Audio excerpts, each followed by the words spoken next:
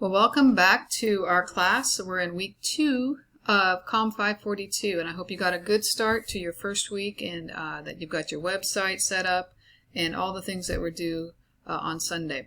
This week we are going to be talking about first of all, that your character profile is due. We'll talk a little bit about that in a second.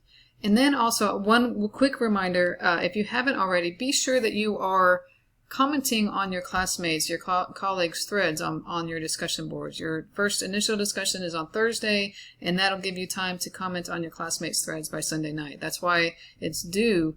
Your first thread is due on Thursdays. It's a courtesy to your classmates, so they have time before everything is due to comment on your threads. You need to be commenting on at least 2 threads to get that full participation grade. Not to dive into that too much, but just remember to be commenting on your colleagues' threads. I want to go over our course material real quick here, so let's dive into our class. There we are. You guys can read through this. I'm not going to go over everything here because it's a kind of a waste of your time to repeat what's already there in front of you, but some key highlights that I want to go over. First of all, in your before we get into your chapters that we're due, that we're going to be reading this week, I want to share with you that your character story is due this week, but I have also provided some examples this week that you can take a look at to kind of see what it is I'm looking for. Remember the things that you learned in the chapter readings that you did last week as you approach your story. Hopefully you've set up that interview, you've done that interview, and you've asked the questions that you want. You're gathering more information surrounding your character. Hopefully you're well on your way to having everything that you need to actually start writing the story. But this will give you an example of some great past student work of character profiles that have done really well, and it will give you an idea of what it is that I'm looking for in your stories. Important read here on copyright. One of the things that once you've written your story, you're going to be publishing your story online. And I want to emphasize this again, not just publishing your story online, like you're dropping text in. You are going to be telling the story online. So you're putting your headline in, whatever headline you're going to give your story, and we'll get into headline writing in a few weeks, but you're going to give it a headline, not just the title of the assignment, but a working headline. You're going to be using your visuals to engage your reader all the way through your story, whatever your visuals are, whether it's a video clip, whether it's a video that you found online that you're just embedding that's related to your story. This applies more for stories down the road. With your event stuff, but whatever it is that you have gathered as you've been doing your story, your images that you want to share, maybe you have some audio that you want to include, all that needs to go in your blog presentation, in your storytelling online. So that's an important thing to remember. Now, sometimes you may not have taken the images. In that case, you can act, but maybe you don't feel like you have enough, or enough of what you really want that tells your story. There are resources online that are free and copyright free. I want to emphasize that do not use copyrighted images or visuals. If you have a video from YouTube, you can embed it. You don't have to be as concerned about that. But you can't just go online, find any images you want, and plug them into your blog. Even as a student, if you're publishing anything online, you're publishing something public, and you could be violating copyright. And if you're found out, that can get you in big trouble. So I encourage you not to do that. But there are resources. One of my favorite websites that I go to a lot when I'm looking for just something that I can grab is Unsplash. If you go to Unsplash, you can search it, put in what you're searching for, something that's related to your story, maybe that really works visually.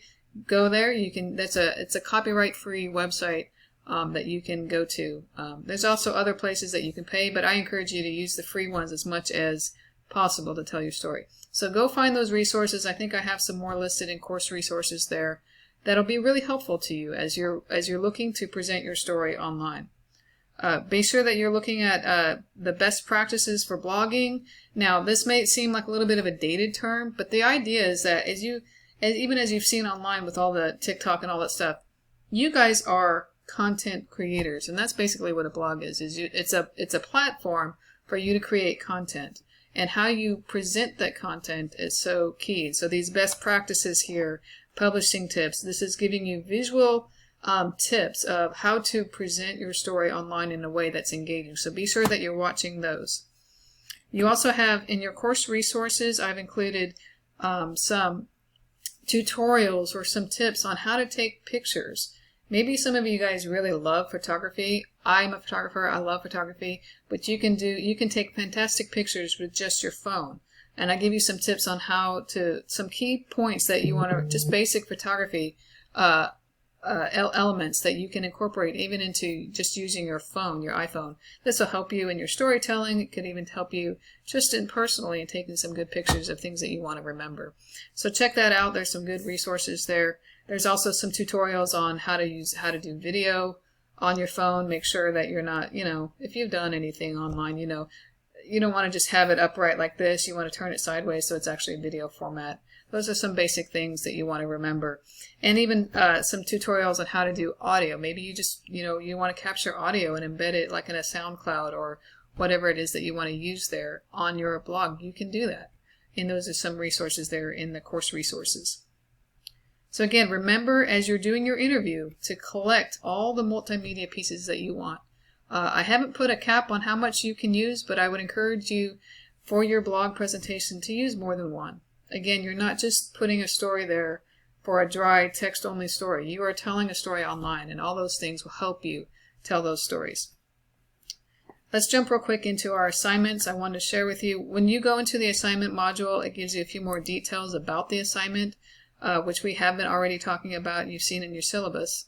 We have a grammar quiz. These are not really timed, but once you start it, you have to finish it. Now, don't be overly concerned about your score. I know you want to do well, and I encourage you to do well. You can look up the answers online. If you're not sure, you can look it up in your style book. This is open book. Don't feel like you have to know the answers before you take the test. Take the test, go through the process. This is actually a learning process for you, or a refresher process.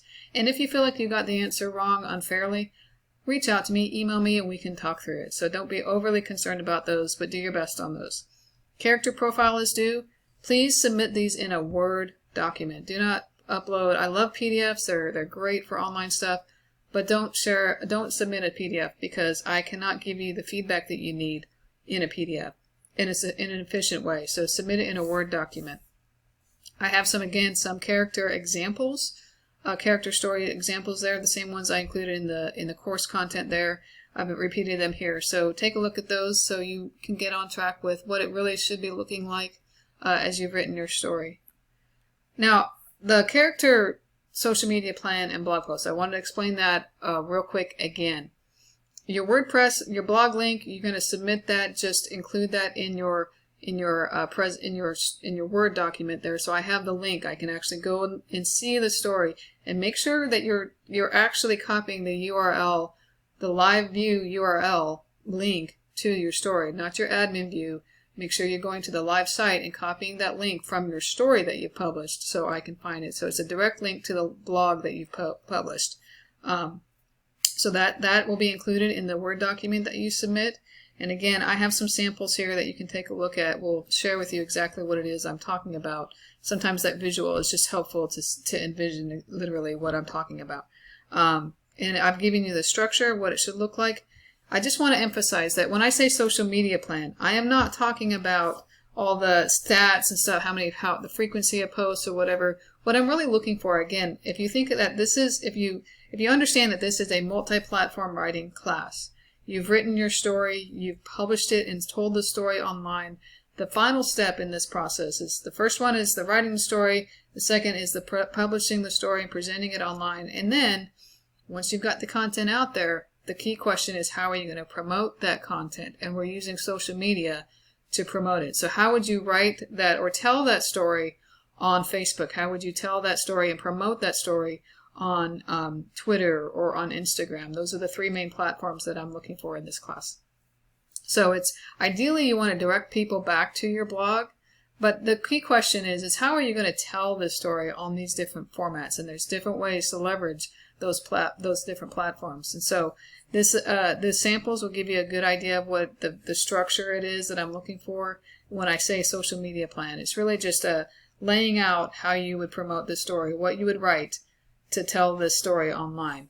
And that's what I'm looking for. And if you, again, as always, with all of our content stuff, that all of the stuff that we're doing here, or if you have any questions about the class, I want to encourage you again to email me.